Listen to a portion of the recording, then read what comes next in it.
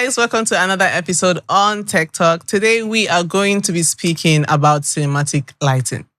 You can agree with me that we live in a society that is very visually appealing. I mean, people pay more attention to what they see before what they hear. And right here, right now, I have a pretty basic light setup. I have the fluorescent lights, the DGX 200 XS light, and the 105 DGX parabolic softbox. But what if we have a cinematic setup?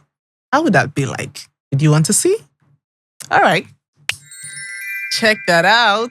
So right now I have the Godox RS60 Bi-Color Light. I have one of it as my key light and one of it behind me giving these details on my hair. And right behind me giving the details or the colored light behind me is the Ulanzi 20 wax RGB air tube light. So don't you guys like the feel, the cinematic vibe that you're seeing? Should we go back to, nah. I think I prefer this because, that's basic, whitish. This is really beautiful. So what are you taking from today's Tech Talk? You need to know that it doesn't take a lot of things or a lot of techie ideas to get the cinematic look that you want or that you need for your shoot. Just pay attention to details and you're good to go. So that's about it for today's Tech Talk. Till I come your way again, adios.